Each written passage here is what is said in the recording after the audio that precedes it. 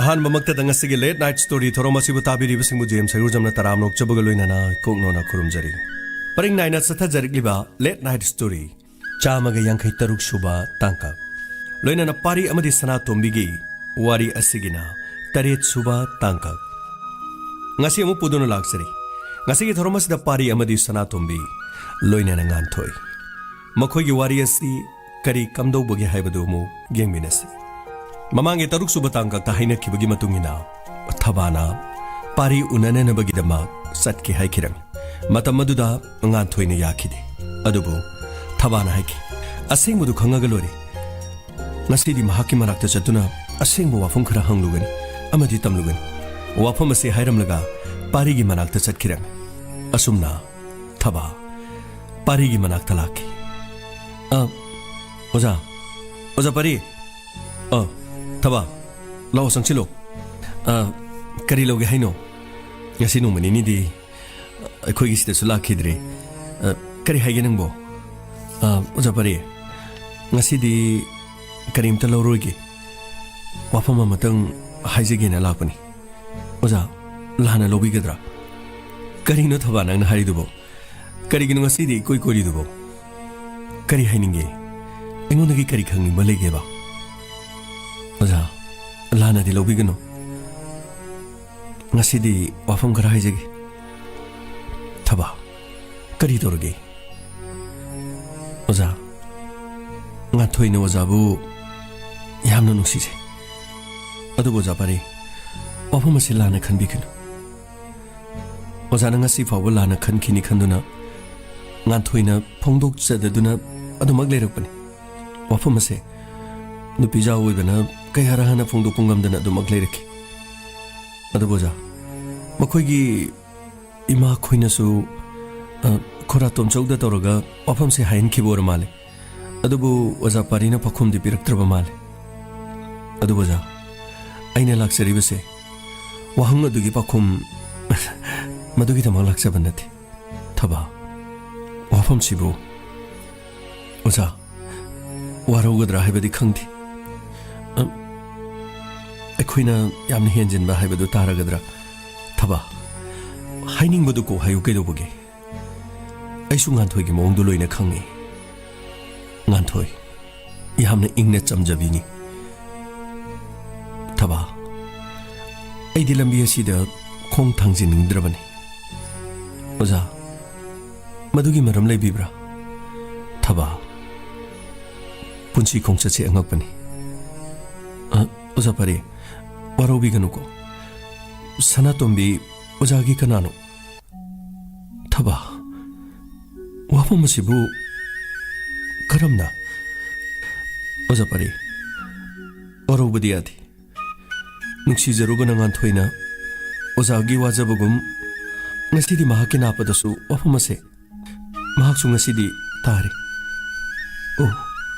thaba sanatombi lohong lagadaba nubini oza pari lohong budi tokre hai oza pari ne khangbi dabai maram karigino thaba karigi tokudori banu madu oidabani oza pari sanatombi gi number da call tawduna amukta hangdriba karigino ozana mafam masida lagli base sanatombi lohonglani haibadagi mafam masida lakpiribra thaba aigi nuksibadi mangani ai khangi aigi itiki panate adubu ngasidi nangna hanglaklabanina ai so hairaki yamna mathong chade haukibe hinglakpagi punsido hingba mahana hinglaki aikoina aikoigi yumda oiriba mongduga migi mayumda oiriba aikoina migi da ubaduga yamna khinei angang oringedagi wahang tatanangi karigidamaktano migi mungda toriba sigumna khoida tawdrisibo adubu matam aduda ima lairabiduna hai aikoidi lairabani lairabagi sabamdi lairabagi oina dumag leigani aduna mi oina bohnagadabani lairik pagadabani mi manaba ngamna bohnagadabani aina khatki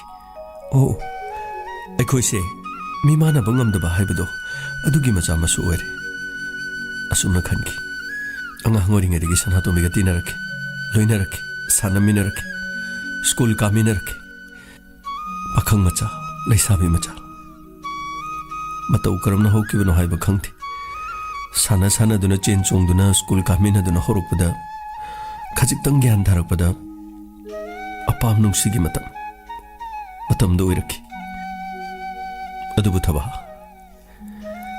अैगी पुंसिदी सना तोंबिना चैसु ओइदुना होरखिबनि चाबा थकपा सेटपा चाबा मते inning थुंगना होरकथि अंगकपनि थबा इकाइबसु फावे निंगसिंगनुरगा अनीसुबा मी अमदा वारिसे तमनिंगदबनि अदुबु ngasiदी नंगना वाफम असे हौदोरकलबनिना अइनासु वारिसे समजमना तमबनि नहांगना ताबा नुंगाइतबा यावरबसु ngakpiyo ओजा परि करिसु काइदी वारिदुगी मखादु लिबियो सना तुमि कनानो हाइबु मुना खंगनिंगे थबा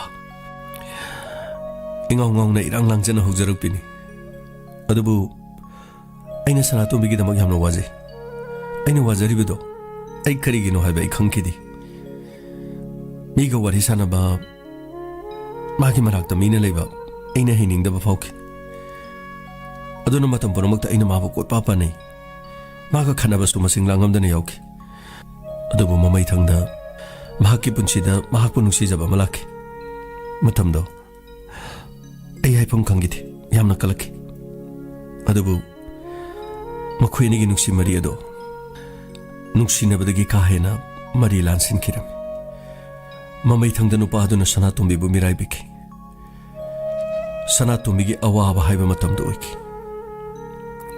सनातोंबिना नुपा अदुदा हन्ना हन्ना हाइजखि थौदोक असि थोक्त्रिङेगी ममांगदा इना सनातोंबिदा कयारा खना नुपादा थाजबा थमदना ननमगिदमक सेक्सिन वाक्य हाइखि अदुबु अइना हाइबदो महांगना याखिदि सोइरक्लबा मतम अदुददि अइगी खयाता ताबगुम महाक निंगदोन पोमना कपचखिरम थबा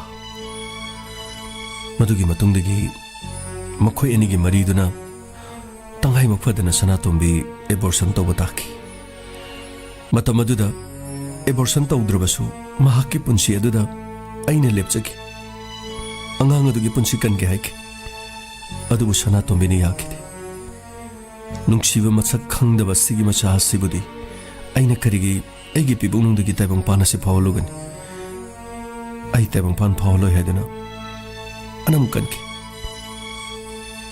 ममै थंगदा अइगा तिनबा इमानबा मगी मतेंगदगी महाकी क्लिनिकता एबोर्शन तौखि वारी असे नंगना ताबदि नुंगाइरो अदुबु हंगलक्लबनिना अइसु वारिसे लीदबा यादबनि थबा ओजा परि करिसु काइदी वारिदुगी मखा चथबियु थबा मदुगी मतुंगदगी सनातोंबिगी अनौबा मपोक अमा हाइबदो ओइखि अइगी नुंसिबबु महांगना मयेक सेंगना खंगबा होरखि अइना निंगजखिबा अइगी मंगलान पुनमक थुंगले हाइदुना अइना खंजखि इबानिगी नुंसि मरि अदु हेना चेसिनखि था खरा होखि ममै थंगदमुक महाक इहानाना नुंसिनरमदो अमुखना महाकी पुंसिदा लांगनबगिदम होनरखि मसिना मरम ओरगा अइबु लंबीदा थत्तुना थिना फुखिरमि मसिदगी हेंदोकिदुना सनातोंबिगी इमुंग मनुंगदा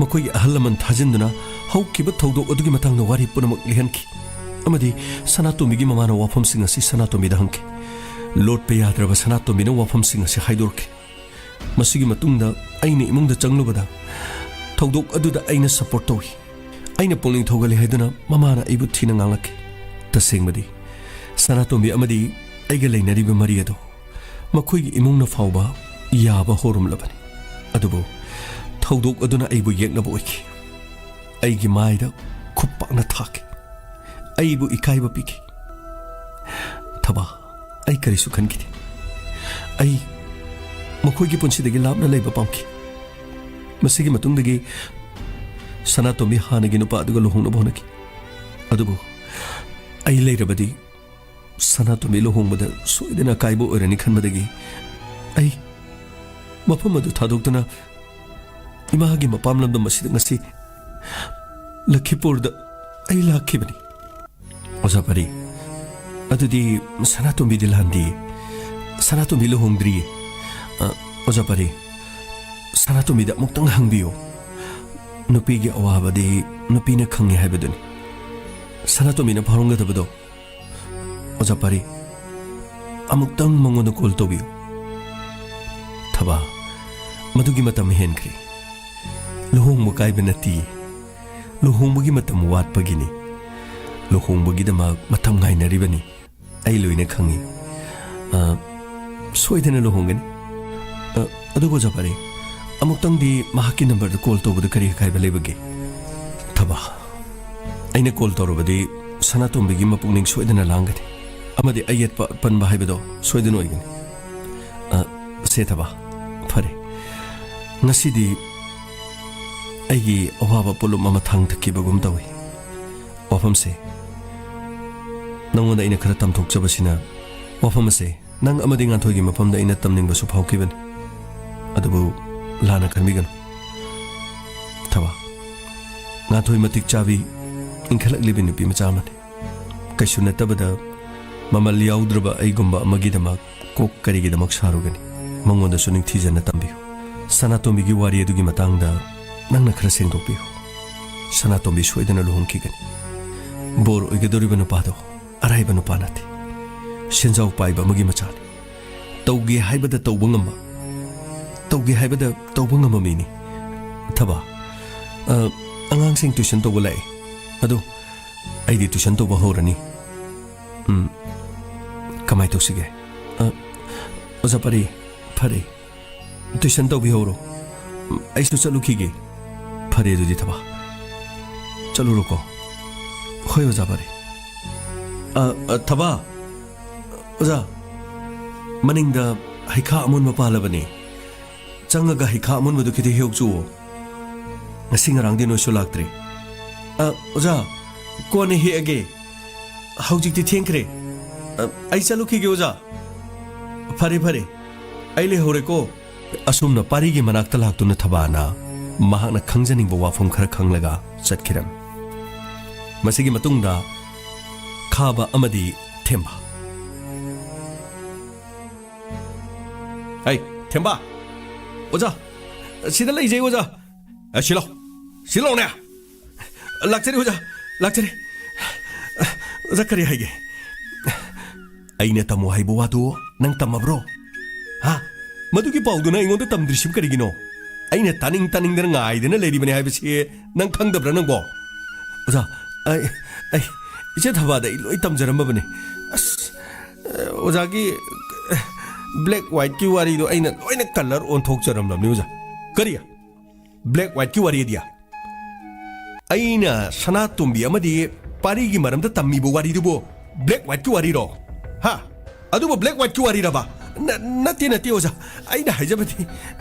Ozagi wari do kitang aina tumoro kitang hapchinjaba. Aduga aina khara henjinna tamjarame haiba. Kari tumoro thaiba. Chumno wari edu tamdadana wari du gi reaction lakadabudu onchilaga ingonda action la adi kamai tongni. Ingonda action la adi kamai tongdino ba. Nati. Oza. Aina hairamabani. Nana kari haiba. Tam. Ingonda tam. Nangna thabada tamamongdo aingonda tamu. Aduna tradinya nangak samduda khusha manga sinana. Tammadi nang tamu. Ojang tamu ne. Oja aina haibane ba. Chethaba Manipur dagi laiba nupa se thoban machani. Adugane moi heng mafam duda akhoigi oja khabagi moi mani ama lei. Mana haibada mafam duda Sanatombi kaubiye moi lekai dagi nupi maga maga koinei. Ado mokoini koinabadu mokoini gi mari du sum leinarakpadagi mama aduna Sanatombi gi mama hoina khanglakpadagi nongma phuruga ta thokhi. Adudagi di luhongbudo Sanatombi gi luhongbudo atopa senjau paiba nupa amagi masaga lepnei. Adudagi luhongbudo ngamaro harakpadagi Sanatombi na luhongbudo thugairi. Aduga oja parido aduna muk luhongbudo kaiba tare na thoban thadoga Lakipur da satkhre. ꯑꯗꯨꯗꯒꯤ ꯃꯐꯝꯁꯤꯗ ꯂꯥꯛꯏꯅꯤ ꯑꯣꯖꯥ ꯄꯥꯔꯤꯒꯤ ꯅꯨꯡꯁꯤꯅꯕꯗꯤ ꯁꯅꯥꯇꯣꯝꯕꯤ ꯀꯧꯕ ꯑꯃ ꯂꯩꯕꯅꯤ ꯃꯥ ꯂꯩꯕꯅꯤꯅ ꯉꯥꯟꯊꯣꯏꯅ ꯈꯜꯂꯤꯕ ꯋꯥꯈꯟꯗꯣ ꯀꯔꯤꯝꯇ ꯀꯥꯟꯅꯔꯣꯏ ꯃꯁꯤꯅꯤ ꯑꯩꯅ ꯍꯥꯏꯕꯗꯣ ꯃꯁꯤꯅꯤ ꯑꯣꯖꯥ ꯑꯩꯅ ꯍꯦꯛꯇ ꯍꯨ ꯀꯥꯝꯖꯟꯕꯅꯦꯕ ꯑꯁ ꯃꯗꯒꯤ ꯍꯨ ꯀꯥꯝꯖꯟꯕꯗꯒꯤ ꯑꯗꯨ ꯈꯛꯇ ꯅꯠꯇꯦ ꯆꯤꯡꯗ ꯆꯠꯂꯒ ꯏꯁꯩ ꯁꯛꯃꯤꯟꯅꯩ ꯂꯩ ꯄꯔꯦꯡ ꯄꯥꯏꯔꯒ ꯆꯤꯡꯗ ꯁ꯭ꯂꯣ ꯃꯣꯁꯟꯗ ꯆꯦꯜꯂꯤ ꯁꯅꯥꯇꯣꯝꯕꯤꯒ ꯄꯥꯔꯤꯒ ꯃꯈꯣꯏ ꯑꯅꯤꯗꯤ ꯑꯁ ꯏꯁꯩꯒ ꯁꯛꯃꯤꯟꯅꯗꯅ ꯆꯤꯡꯗ ꯆꯦꯜꯂꯤ ꯑꯁ ꯑꯩꯅ ꯌꯥꯝ ꯍꯥꯏꯖꯜꯂꯝꯃꯕꯅꯤ ꯑꯣꯖꯥ ꯀꯔꯤ ꯑꯩꯅ ꯆꯨꯝꯅ ꯋꯥꯔꯤ ꯂꯤꯌꯨ ꯍꯥꯏꯔꯒ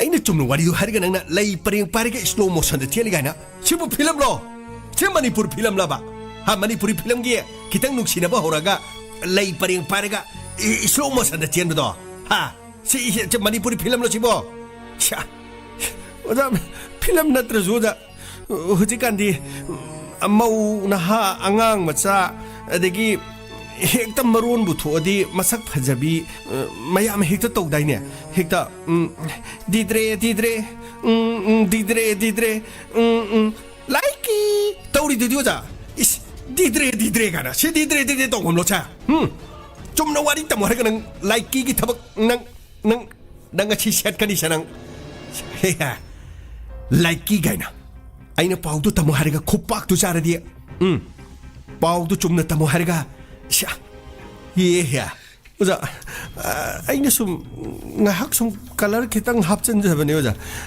라나 카비가노 액션도기 리액션 락바 호르마니 와리도 이제 간토기 만학다 담니에드나 이제 타바도 잣키바네바 하 잣크레바 샤바스 카바 아이나 카빠텐부 그리기 팔로이 타르겟투 마차나티 아쩌우바 타르겟니 하이바디 팍랑구마니 ꯐꯛꯂꯥꯡꯒꯨꯝꯕ ꯄꯥꯛꯂꯕ ꯇꯥꯔꯒꯦꯠ ꯑꯗꯨꯗ ꯃꯤꯠ ꯎꯁꯤꯟꯗꯨꯅ ꯀꯥꯞꯂꯕꯁꯨ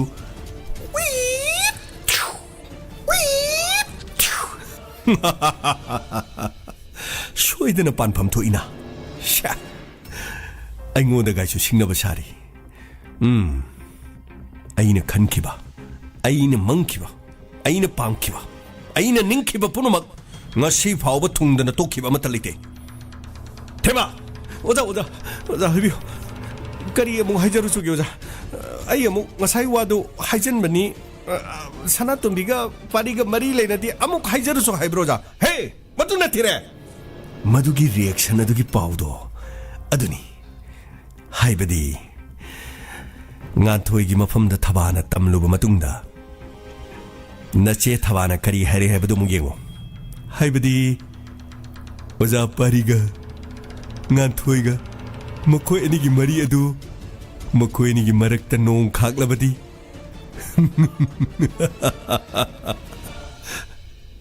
nong khaklabadi khaba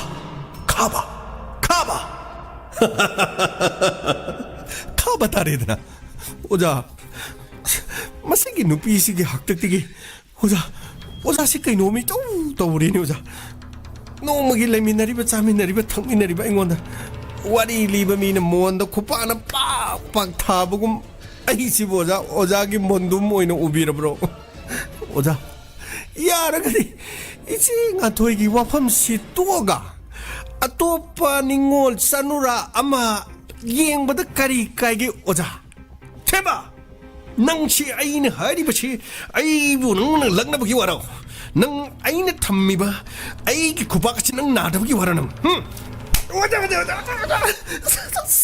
사이시 바타레다 마치기 누파시기 만한달라 이거지 능 컹 चलो 시바요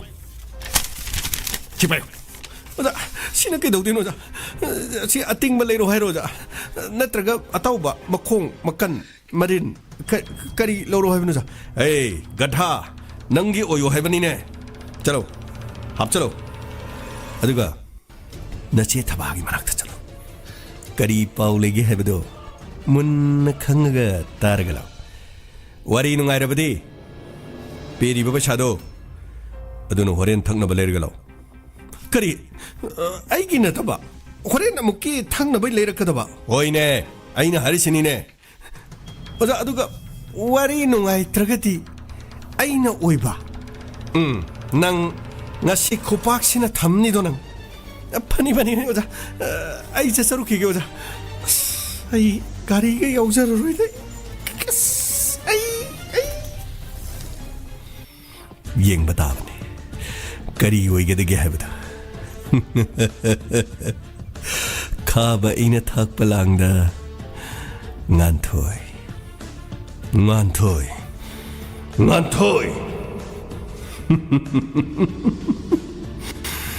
ꯅꯪꯕꯨ ꯐꯪꯅꯅꯕꯒꯤꯗꯃꯛ ꯑꯩꯅ ꯂꯩꯖꯕꯤ ꯊꯥꯗꯨꯅ ꯍꯣꯠꯅꯒꯅꯤ ꯑꯩꯒꯤ ꯅꯨꯡꯁꯤꯕꯗꯤ ꯅꯪ ꯈꯛꯇꯅꯤ ꯉꯥꯟꯊꯣꯏ ꯉꯥꯟꯊꯣꯏ ꯅꯪ ꯈꯛꯇꯅꯤ ꯃꯁꯤꯒꯤ ꯃꯇꯨꯡꯗ ꯊꯕꯥ ꯉꯥꯟꯊꯣꯏꯒꯤ ꯃꯅꯥꯛꯇ ꯂꯥꯛꯈꯤ ꯉꯥꯟꯊꯣꯏ ꯉꯥꯟꯊꯣꯏ ꯁꯤꯗ ꯂꯩꯌꯦ ꯂꯥꯛꯑꯣ ꯀꯩꯅꯣ ꯅꯪꯅ ꯌꯥꯝ ꯂꯥꯞꯅ ꯀꯧꯔꯤꯗꯨꯕꯣ ꯑꯁ ꯑꯩꯗꯤ ꯂꯩꯇ꯭ꯔꯕ꯭ꯔꯥꯅ ꯈꯜꯂꯤꯅꯦ ꯄꯥꯎ ꯌꯥꯝ ꯅꯨꯡꯉꯥꯏꯕ ꯑꯃ ꯇꯝꯂꯤꯒꯦ ꯀꯔꯤꯅꯣ ꯀꯔꯤ ꯅꯨꯡꯉꯥꯏꯕ ꯄꯥꯎ ꯑꯃꯨꯛ ꯂꯩꯔꯤꯒꯦ ꯊꯃꯣꯏ ꯑꯁꯤꯅ ꯃꯆꯦꯠ ꯃꯆꯦꯠ ꯇꯥꯗꯨꯅ ꯀꯥꯏꯔꯕ ꯀꯥꯟꯁꯤꯗ ꯅꯪꯅ ꯑꯃꯨꯛ ꯑꯩꯒꯤ ꯏꯐꯝꯗ ꯑꯃꯨꯛ ꯁꯥꯟꯅꯔꯤꯔꯣ ꯑꯣ ꯑꯉꯥꯎꯕꯤ ꯁꯅꯥꯇꯣꯝꯕꯤꯒ ꯑꯣꯖꯥ ꯄꯥꯔꯤꯒ ꯃꯔꯤꯗꯣ ꯀꯥ ꯍꯦꯟꯅ ꯀꯩꯁꯨ ꯂꯩꯔꯝꯗ꯭ꯔꯤ ꯁꯅꯥꯇꯣꯝꯕꯤꯗꯤ ꯍꯥꯟꯅ ꯅꯨꯄꯥ ꯑꯇꯣꯞꯄꯒ ꯅꯨꯡꯁꯤꯅ ꯂꯩꯔꯝꯃꯦꯗ ꯑꯁ ꯃꯣꯏꯒꯤ ꯋꯥꯔꯤꯗꯣ ꯂꯤꯕꯗ ꯑꯩ ꯉꯝꯖꯔꯣꯏꯗ ꯅꯨꯡꯁꯨ ꯅꯨꯡꯉꯥꯏꯇꯦ ꯑꯗꯨꯛ ꯌꯥꯝꯅ ꯂꯩꯅꯔꯕ ꯃꯔꯤꯗꯨꯗ ꯑꯣꯖꯥ ꯄꯥꯔꯤꯅꯅꯦ ꯑꯉꯥꯡ ꯑꯣꯏꯔꯤꯉꯩꯗꯒꯤ ꯅꯨꯡꯁꯤꯅꯔꯛꯄꯅꯦꯅ ꯃꯥꯅ ꯑꯗꯨꯝ ꯂꯦꯡꯗꯅ ꯅꯨꯡꯁꯤꯕꯒꯤ ꯋꯥꯅꯤ ꯌꯥꯝ ꯋꯥꯅ ꯍꯧꯔꯛꯄꯅꯦ ꯍꯥꯏꯔꯤꯌꯦ ꯑꯣꯖꯥ ꯄꯥꯔꯤ ꯍꯣꯏꯁꯦ ꯑꯉꯥꯡ ꯑꯣꯏꯔꯤꯉꯩꯗꯒꯤ ꯇꯤꯟꯅꯔꯛꯑꯦ ꯕꯦꯃꯥ ꯑꯗꯨꯒꯅꯦ ꯂꯩꯁꯥꯕꯤ ꯄꯥꯈꯪ ꯈꯔꯒ ꯐꯥꯔꯛꯄ ꯃꯇꯝꯗꯣ ꯑꯗꯨꯗ ꯏꯉꯥꯎ ꯉꯥꯎꯅ ꯅꯨꯄꯥ ꯑꯃꯒ ꯅꯨꯡꯁꯤꯅꯔꯖꯥꯠꯅꯤꯗꯅ ꯑꯗꯨꯒ ꯀꯔꯤꯅꯣ ꯍꯧꯖꯤꯛꯀꯥꯟꯒꯤ ꯍꯧꯅꯕꯤꯗꯣ ꯀꯩꯅꯣ ꯑꯗꯨꯃꯥꯏꯅ ꯆꯠꯊꯔ ꯃꯥꯜꯂꯤ ꯑꯗꯨꯗꯒꯤ ꯅꯨꯄꯥꯗꯨꯅ ꯃꯤꯔꯥꯏꯕꯤꯔꯕ ꯑꯗꯨꯒ ꯑꯣꯖꯥ ꯄꯥꯔꯤꯅ ꯀꯟꯕꯤꯕ ꯑꯣꯏꯔ ꯃꯥꯜꯂꯤ ꯃꯃꯩꯊꯪꯗ ꯀꯔꯤꯅꯣ ꯑꯦꯕꯣꯔꯁꯟ ꯑꯗꯨ ꯑꯗꯥ ꯑꯁ ꯌꯥꯝ ꯍꯥꯏꯅꯤ ꯑꯩ ꯇꯝꯕꯒ ꯉꯝꯖꯗꯦꯗ ꯑꯗꯨꯗꯒꯤꯗꯤ ꯃꯈꯣꯏ ꯑꯅꯤꯒꯤ ꯑꯅꯧꯕ ꯄꯨꯟꯁꯤ ꯃꯍꯧꯕꯖꯥꯠꯅꯤ ꯃꯃꯩꯊꯪꯗ ꯁꯅꯥꯇꯣꯝꯕꯤꯅꯁꯨ ꯑꯗꯨ ꯐꯥꯎꯕꯒꯤ ꯐꯤꯕꯝ ꯌꯧꯕ ꯑꯗꯨꯗ ꯃꯍꯥꯛꯄꯨ ꯅꯨꯡꯁꯤꯗꯨꯅ ꯂꯩꯔꯝꯕꯗꯣ ꯃꯗꯨꯗꯒꯤ ꯑꯣꯖꯥ ꯄꯥꯔꯤꯕꯨꯁꯨ ꯃꯍꯥꯛꯅ ꯅꯨꯡꯁꯤꯕꯖꯥꯠꯅꯤ ꯑꯣꯖꯥ ꯄꯥꯔꯤꯅꯗꯤ ꯍꯧꯈꯤꯕ ꯄꯨꯟꯁꯤꯗ ꯁꯅꯥꯇꯣꯝꯕꯤꯅ ꯆꯩꯁꯨ ꯑꯣꯏ ꯍꯥꯏ ꯑꯋꯥꯕꯗ ꯃꯇꯦꯡ ꯄꯥꯡꯂꯛꯄ ꯂꯩꯇ ꯂꯥꯏꯔꯕꯒꯤ ꯍꯧꯅꯕꯤ ꯑꯗꯨꯒ ꯁꯅꯥꯇꯣꯝꯕꯤꯒꯤ ꯏꯃꯨꯡꯅ ꯈꯤꯇꯪ ꯌꯥꯏꯐꯕ ꯑꯣꯏꯔ ꯃꯥꯜꯂꯦ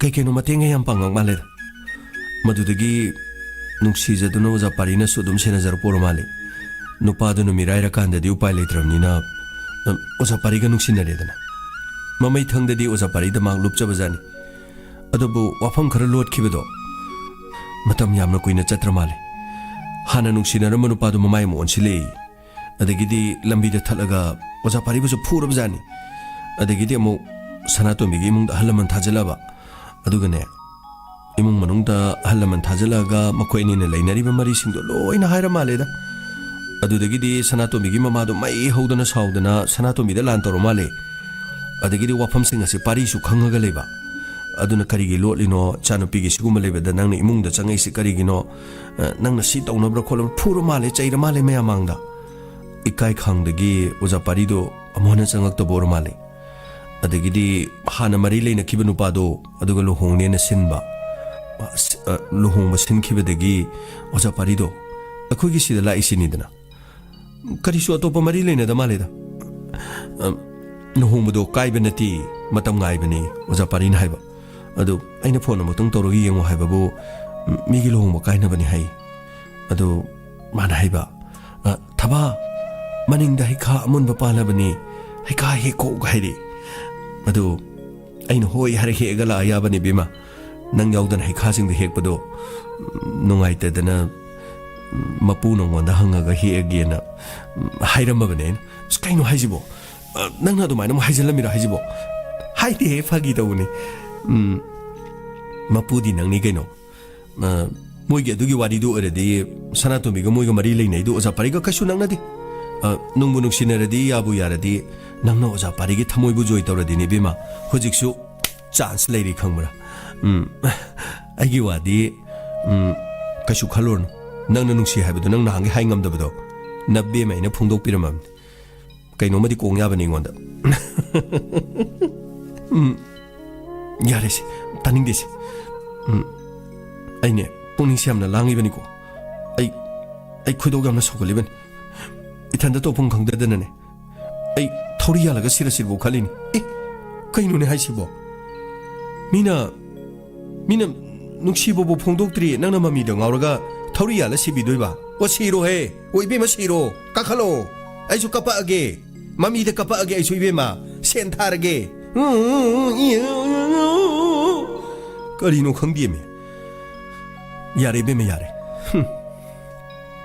떠멍어머로 미기 분시데 독보부 통닝버 턱도 독수는 베마 통노우나 땀나라디네 깨닝바 마파도 우르르 기에라가네 한질라가 좀 퉁나버니 퉁부 퉁나거노 하라디네 퉁나바 야부도 깐 짝그라 숭통 퉁나다머니 강무라 야레비마 허직대 너보닝도 크라 파라마니 한마 이나 따모바 파우도 되기디 나마이가도 지니 angham바도는 악상강실라가 까나디 모이데 잘라가네 하이카도 헤옥시 아이니가 산에 헤케디 야라바니 낭 뿌르기 헤우게나네 헤ꯛ터나 라이바니고 거이도 사오갈라가니 아무롬다 nganthoi tabana tamlibo wafam adudagi khachik di nungaijaram adubu mathamoidadi wajaram nungsinaba kauba haibadu mahakki leijabanina mangna hanadagi chingnajadunu lakpa aduga oiramliba thogdok aduga mathamoidadi wajaki adubu tabana tamlibo wafam aduga ka hena pari amadi sanatomi gi wari asina sanatomi su luhongadorubanina thoini hena kaidrabra haibo wafam ama 와자람바 아두데기 카직당디 소르 혼독람이 마시기 마탕다 나토이 아마디 타바 오자 파리기 겸다 라키람 오자 파리 타바 너희 라이로 정어 아이수 클래스 루이베데 가이디 카리 하닝게 하이헤케 하브라 주차게 하브라 카리 로닝게 Azapari Inkhol sida hoba chaba thakpa yaba pochai sing hek lowi haiduna akhoi lakpase chaba thakpagi maram ngakto ino uramal sum lakpani Azapari kari su kaidi adugidi aina haibadi nokhoi sida lakpada chu akhoi inkhol sida hoba haira dum hekalidana adugi haibani adu lao kakhalo mango chephamsi lo nganthoi kakhalo yani Azapari kakhapiro yani koigeno hoi kakhajar loe karino ni ko kakhalalore adugi matam natre khangre bema hojik dine dong hairadamni aini ngasai loi haigramni khangbra nana kirido aini ngasai loi haigramni yare mine kam thaba kari toragi Azapari akhoi manabise madi khara dum ikai jabani atai da budi khara phaba Azapari dana khare ne ikai jaba kaino nang haidu bo ningo da nang haidu kaino ba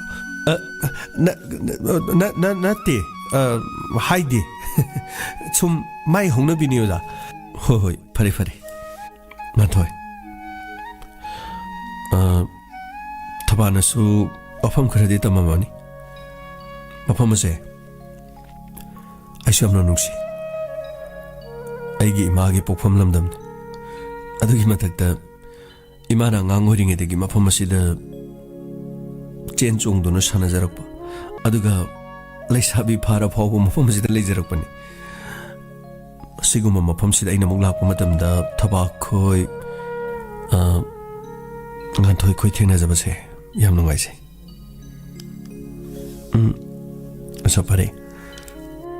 Azapari gi wari sing do thawana tamadagi loina tare adubo Azapari Sanatombi gi number da nongmata su Sanatombi bu karam leli bagi haina nongmata bo bahangbi da bado nupi ma oina nungai taba phawe chumi Sanatombi aini yamna nungsi jabani adubu oiriba mong mato phiba masina aina phiba masida mongonda call tawba yadabagini aina mongonda call tawba haibado madu afaba oiro migi luhongadabagi haina singnaduna leibado aina maram oiraga mongonda kaiba soidana oigani मसी वासी तोसिसे अइने नखोइनिदे तमनिंगदुना लेरम वाफम अमा आइगे कोकतो लुमना पुरब pot अमा मसीदे थांगतबिरि से अदो करी जाने खोइसिदा लाखपसे मनिंगदगी हैखा हेकेरा चुयानगेरा अमे हेक्ता याई अमे हेक्ता नखोइन हायुदना ओजा परे ngasi di karim chaning dre ngasi di nga thoisu maron khara thoi ado oja ngasi di karim to puro roge sum phaminna raga akoi wari sum sana se thaba nangi mong hada gi mong yamna chamjar ba mong se aini kai khum nei yam nungai se oja pare thoibi di krai chakrage thoibi do aigo wari imta sana ge to bani थबा ममानबीगा युमथंगनबदे सानारमगनी मथंग लाखपदो उनरो फरेने ओजा परे नथोय वखर हायुदना असयारे करिनु मसिमा करी तोरगे कैसु दौदे ओजा परे एकोय मुक चलगे नुमिदांग warm थेंजिले हायिंगला हंगचिला मुलागे एकोय नै चमचमना ओजागी वारी खांगनिंगबदगी कहिनो कहिनो खरा खोइ इमानबिसिना हायरमसु सोइबा लानबा यावरसु गापियो लमदमसिगी नुपि मसासिंग नमदमसिगी लेसाबिसिंगसे कायमने हेले हायना ओजा पारिने खलमसु एखोइना सोइखिबा लानखिबा लेरसु गापियो को नाथोय करिमथ खाइबा लेति करिमथ सोइबा लेति फरेने दुति हायिंग नो ममुंग लाओ फरे ओजा दुदि अखोइ चलुखिगे चलो ओजा परे अदुदी अखोइ चलुखिगे को हायिंग मुलागे अदुदी चलुखिगे को असुमना पारि खोइदगी थबा अमदि गाथोय थोरखि मतम मदुदा चेकपल अमगी मरुमदगी थेमना उरम करिनो तोसिया पाउदु तमजलगा रिएक्शन लाकदर हेरगा ओजा पारि येसिना थिन्दुरैने नोक नोक्तरगा थोरैने अस फजतोरिदा थेबाइगे पुन्सिजे होरेंदे आई पाउसु कमाइ तमदोइनो इबो अस आई होरेंदे हेलमेट अमा उपगा चतपा तारे रे अस ओतो पगारी अमगी ड्राइवर अमगा पुलुइदको आई अस करिनो आइने तमिबु पाउदुगा हारदि कप्पा लाकदौ नत्रो नो गमोइ मुंदि थोरैसिबु करिगिनोबा करी तमुदुनु तौरिसिबो आइबो अस आई लोरेदना थेम्बा आई लोरे थेम्बा नंगी पुन्सी लोरे अस नत्रगा आई ओजा खाबगी मनाक्ता चत्तबिदा आइना मफम मसिदगी सत मांगगा चत्किबदि करी काय असुमना ngasi tangka kasi matanga sida losinjari matang inipan suba tangkakta kari amu orekadagi haibadu makhatana taminas tabiri basingu jem sagur jamna mukana kurumjari